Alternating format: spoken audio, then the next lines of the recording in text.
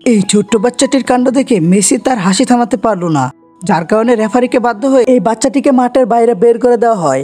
এই ছোট্ট ছেলেটির নাম মুর্তজ আহমদি, আর সে থাকে আফগানিস্তানে। আর স্বপ্নের রাজকুমার হচ্ছে লিওনেল মেসি। মুর্তজ আহমেদ ছিল লিওনেল মেসির অনেক বড় ফ্যান। তার ছোট থেকে স্বপ্ন ছিল বড় হয়ে লিওনেল মেসির মতো খেলোয়াড় হবে। একদিন তার স্বপ্ন জাগে লিওনেল মেসির মতো 10 নম্বর জার্সি সে তার গায়ে দিবে, এবং মুর্তাজ তার বাবার কাছে যেয়ে বলে তাকে একটা মেসির মতো 10 নম্বর জার্সি কিনে দেওয়ার জন্য। কিন্তু তার বাবার কাছে যথেষ্ট অর্থ ছিল না তাকে একটা জার্সি কিনে দেওয়ার জন্য। তারপর মুর্তাজের অনেক মন খারাপ হয়ে যায় এবং সে অনুসরণ নেয়। এরকম মন খারাপ দেখে মুর্তাজের দাদা সহ্য করতে পারে না।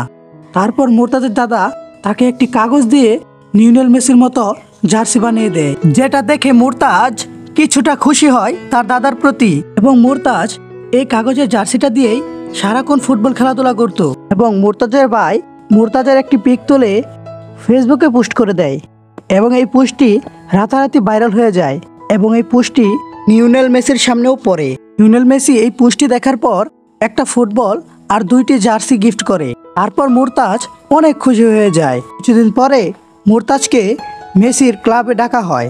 মেসির সাথে মুর্তজ আহমেদ মাঠে নামলো। ছেলেটি মেসির হাত ধরে থাকলো। তখন খেলার জন্য সবাই দাঁড়িয়ে পড়েছে, সবাই যার যার জায়গাতে যেতে হবে। ছেলেটিকে তখন মাঠ থেকে সবাই যেতে বলে, কিন্তু ছেলেটি মাঠ থেকে যায় না। এটা দেখে মাঠের সবাই হেসে দেয়, হাতে লিওনেল মেসিও হেসে দেয়। এরপর বাধ্য হয়ে মাঠের বাইরে রেফারি ছেলেটিকে নিয়ে যায়। আর আমার মতো যারা লিওনেল মেসির অনেক বড় ফ্যান, তারা ভিডিওতে লাইক করে চ্যানেলটিকে সাবস্ক্রাইব করে রাখো।